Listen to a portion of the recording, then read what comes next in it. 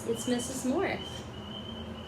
Tonight I'm going to read a story to you, but tonight it's actually a special book because I know so many of my friends at school, they love Frozen. So tonight I'm going to read Olaf's Frozen Adventure. I'll read it and then I'll show you pictures. It was a time for the holidays in Arendelle, and the castle was buzzing with excitement. Queen Elsa and Princess Anna had helped the castle staff decorate. It was their first holiday since Elsa became queen, and the sisters were throwing a surprise party for the entire kingdom. Olaf couldn't wait for the celebrations to begin. He popped out of the cake. Surprise! Anna giggled. Olaf, not yet. Elsa smiled at the little snowman. Anna's right, our surprise holiday party doesn't start until after the Yule bell rings.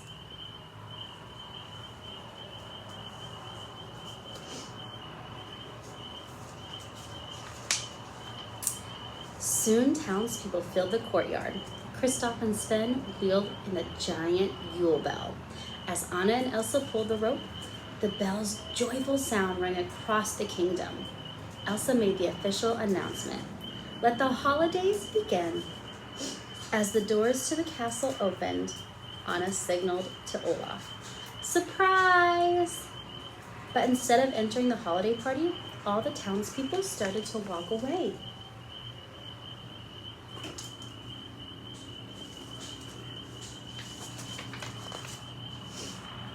Anna rushed after them. Wait. Hold on. Going so soon? The villagers politely explained that they were going home to enjoy their family traditions. Besides, they didn't want to intrude on Elsa and Anna's traditions.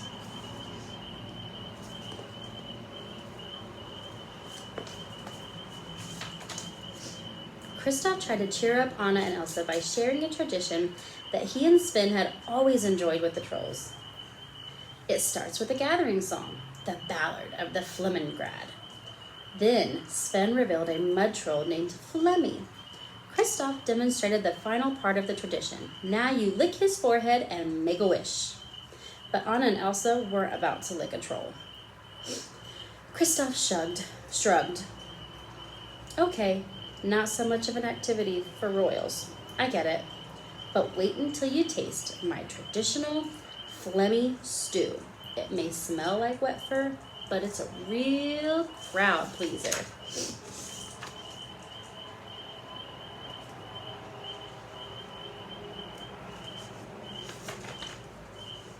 Anna and Elsa followed Olaf to the ballroom. He wanted to know about their family traditions. What is it? Tell me. But Elsa could only remember ringing the Yule bell. After the gates were closed, we never ever were together. I'm so sorry, Anna. It's my fault we don't have a family tradition. Anna watched sadly as Elsa left the room.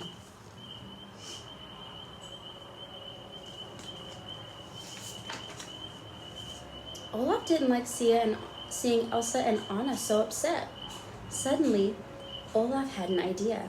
He went to the table to find Sven. We'll go and find the best tradition Elsa and Anna have ever seen and bring it back to the castle. Are you with me? Together, the two friends hopped on Kristoff's sleigh and put Olaf's plan in motion. Let's go find their traditions. When they got to the town, Olaf knocked on the first door he saw. Inside was a family who made candy canes together each year. They handed one to Olaf, and he replaced his carrot nose with it. Woo! Sugar Rush. Olaf liked the family's tradition, but there were still many more to find.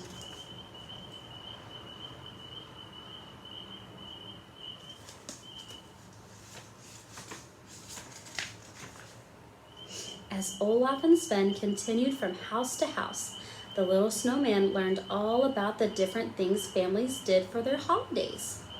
He put something from every house on the sleigh. Soon it was overflowing with wonderful traditions for Elsa and Anna.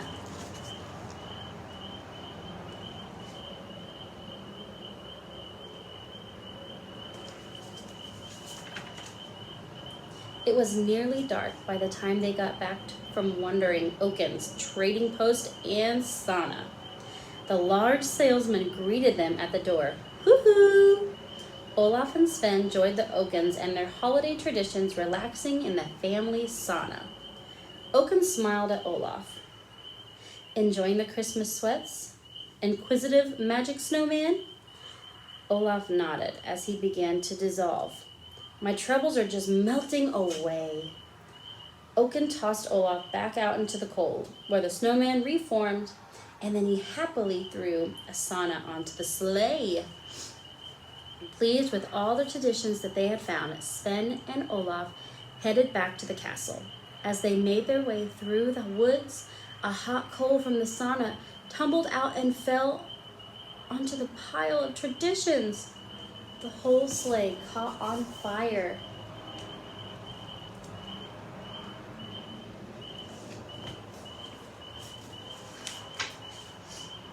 The burning sleigh dragged Olaf and Sven down the mountainside.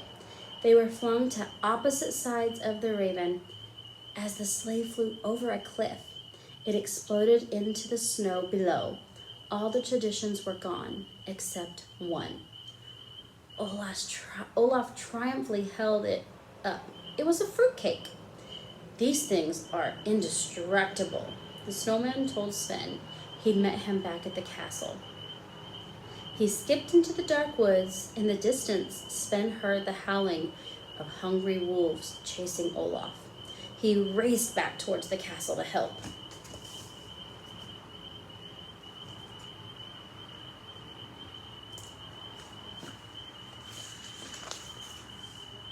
Back at the castle, Elsa felt bad about walking away from Anna. She went to look for her sister. Elsa found Anna in the attic. What are you doing up here? Looking for traditions. Anna had been looking through her old trunk from her childhood. She wanted to know what was in Elsa's trunk. Elsa shrugged. Mostly gloves. Anna laughed, thinking her sister was joking, but when she looked in Elsa's trunk, it was true. Oh! Elsa lifted a row of gloves and smiled shyly to her sister as she spotted something. She reached into her trunk and pulled out a small wooden box with 2 tiny bells. She handed it to Anna. Anna was confused. What's that? Elsa smiled. Look inside. Anna opened the box and her face brightened.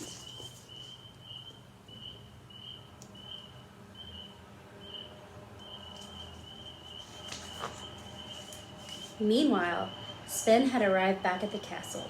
He burst into the stables to tell Kristoff that Olaf was in danger, but Kristoff didn't understand. Elsa and Anna appeared in the doorway. They instantly knew what Sven was trying to say. Anna was shocked. Olaf is lost in the woods? Elsa gasped. I'm being chased by a hungry wolf. Anna took charge. Ring the bell. Gather everyone.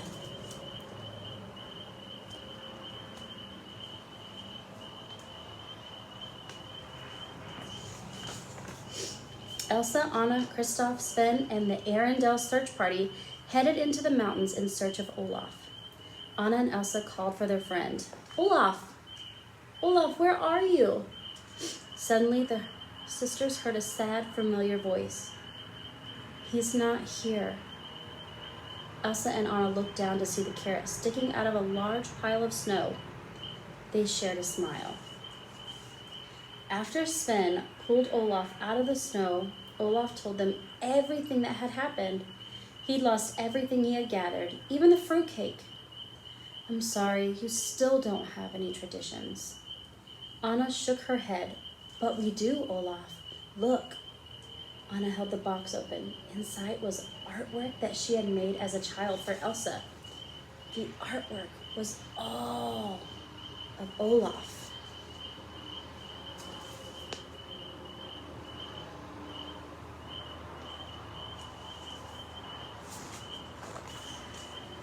Elsa smiled.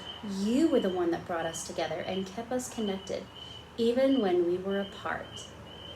Anna explained that she made artwork of Olaf for Elsa and slipped it under her door every year. Elsa had kept it all in her box. The sisters both treasured the artwork because it reminded them of their childhood and how much they loved each other.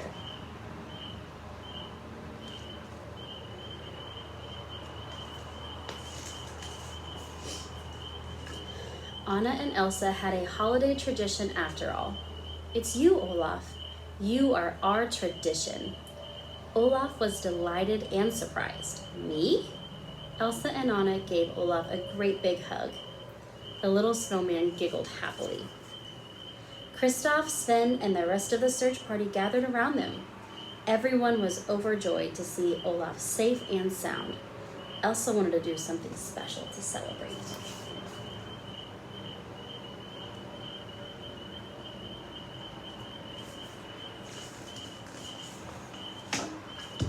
Using her magic, Elsa created a sparkling ice tree and decorated with lanterns from the search party. She also made a star around Anna's small Olaf sculpture. Then the little snowman hung it on top of the tree.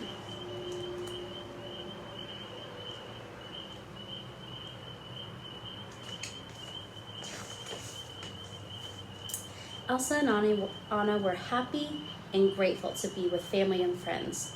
Elsa looked around. Well, I think Arendelle has a new tradition. Anna nodded. Thank you, Olaf. All right, friends, that's the end of our book. I hope you enjoyed it, and I hope you have a wonderful weekend. Bye.